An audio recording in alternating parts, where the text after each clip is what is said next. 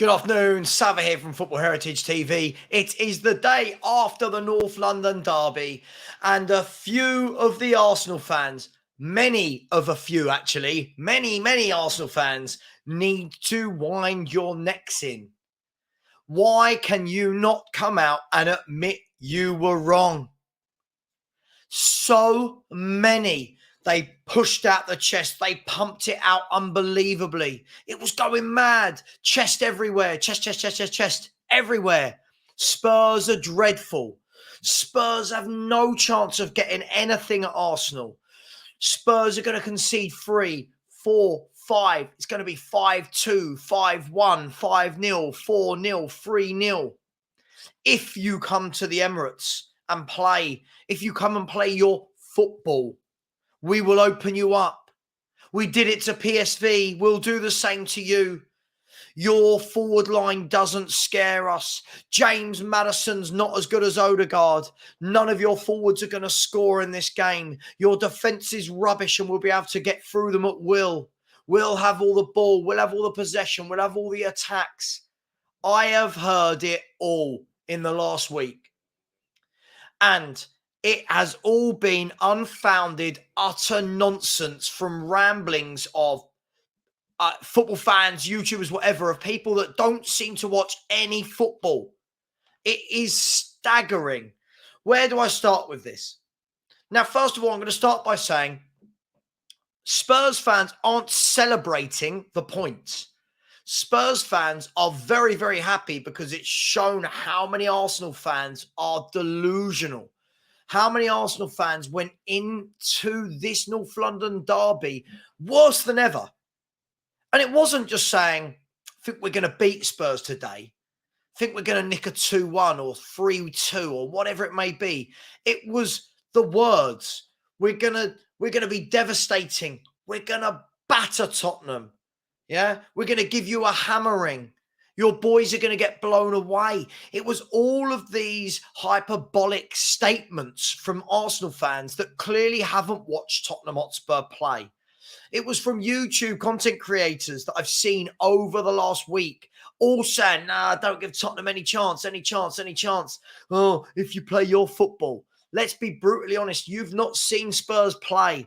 Because the fact that you think we go to clubs and open up like a can of worms, that we part like the Red Sea and just allow attackers to come in and score goals against us, shows exactly how little you know about Ange Postecoglou and about the Tottenham style and ethos and philosophy of football this season. This is not the 22-23 season. This is the 23-24 season.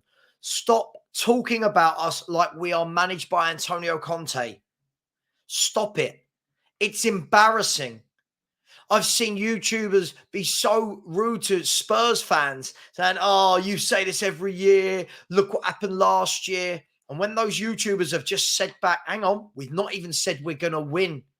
We're acknowledging that Arsenal are the better team. We're acknowledging that Arsenal are the huge favourites to win this game. But no, it was still, oh, you think you're going to win? You're deluded. It's crazy. I went on the Big Six.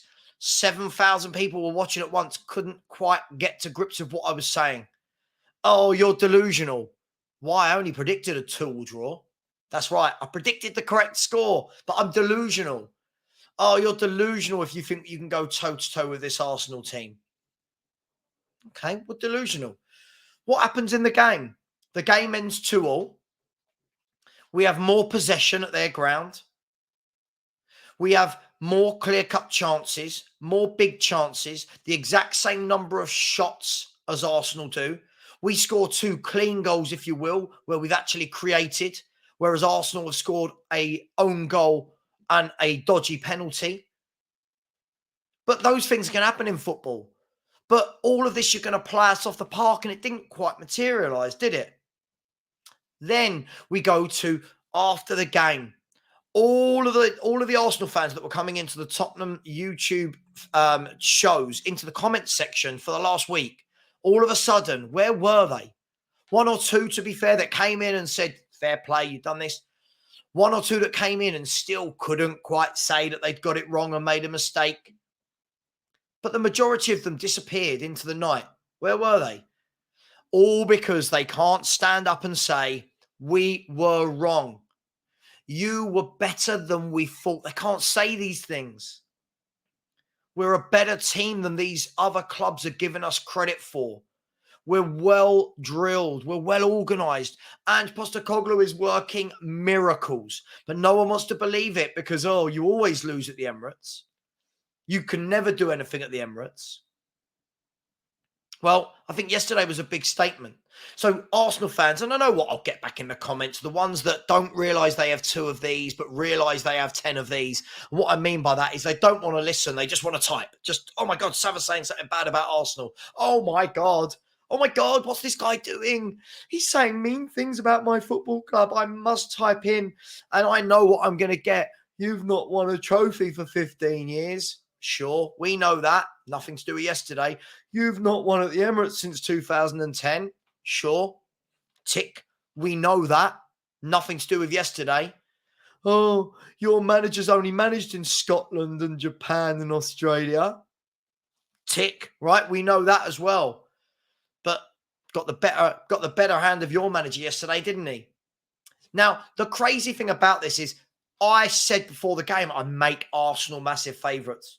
Arsenal should be beating Tottenham. They're 4.5 years, whatever it is, into their project with their manager. Their manager has had, 650 million, 700 million pounds, whatever it is in that time. He's just spent 25 million, whatever it is, in this window. This is a man that's got his own squad, had 4 years to put his own identity, philosophy throughout the team. We had a manager that has been there for 3 months, if that. What are we now in September? I mean, he came in June, July? He's had 3 months. We've lost our 30-goal-a-season striker. And still, look at the football we play. Still, look at the progress we've made. But no credit. Instead, you're getting this. Let's have a list of the excuses from the Arsenal fans. Oh, but all your passing was in your own area. Well, it wasn't all in our own area, was it? There was a time in the first half where you pinned us in well and we struggled to break out and we were playing it across the back slowly. But this is what you would expect from a team that haven't been playing out from the back for 4 or 5 years, that have been playing negative, boring football under Jose Mourinho, Nuno, Santos and Conte. So it's brand new to us. Second of all of it wasn't in that half, in our own half. Look how much in that second half we were pinned in your half. Second excuse, but the injuries. Right, every team has injuries. We've got Bentancur out, Lo Celso out. Maddison was injured in the game. Son was injured in the game. The same way that Declan Rice was injured in the game. The same way that you knew Jurrien Timber and Thomas Partey were going to miss the game, and possibly Martinelli. But in the lead up to the week, when you knew these players were going to be missing, not Rice, but the others, you still put your chest out and said 5-1, 4-0, 3-0, battering this, battering that. We're going to open you up. So all I'm asking for is a little bit of credence, a little bit of knowledge from fans. Every Arsenal fan seems to talk like Spurs play this expansive game of football that allows everybody to just score against us for fun. And when you look at it, the goals we've conceded this season, we've conceded 2 penalties. I think we've had 3 own goals and 2 from open play. It's not bad. We've done really well. With a very young team, Van der Ven's 22. Udogie is 20. I saw Saka for the first 25 minutes was okay. After that, where was he? In Udogie's back pocket. But I was told he was going to run rings around us, this star boy, and that our defence is rubbish and we won't cope with him, with Jesus. These players weren't good. Odegaard gets in above Maddison in every single 1-11 that's ever been picked. Didn't notice Odegaard. Some nice passes in the first half. Didn't do what Maddison did he? So all I ask for moving forward is let's have some decorum. Watch other teams play. Stop with the hyperbole, right? Stop it. Stop with this, we're the best. You're not Man City. You've not won trebles. Where is all this arrogance coming from? Because for 8 of the last 10 years, I believe, we finished above you. 1 year you finished second, and all of a sudden you're this great team that thinks they're Man City. Everyone's got to chill out. Let's in the future have some better football debates in the week leading up to the North London derby, and let's not have just these crazy delusional takes of 5-1, 5-2, 4-0. Let's keep it calm. Let's actually break down detail. Let's have a look at some of the facts and the figures and the data. Anyway, thank you very much. Let me know your thoughts. I'm sure I know exactly what the Arsenal fans will say.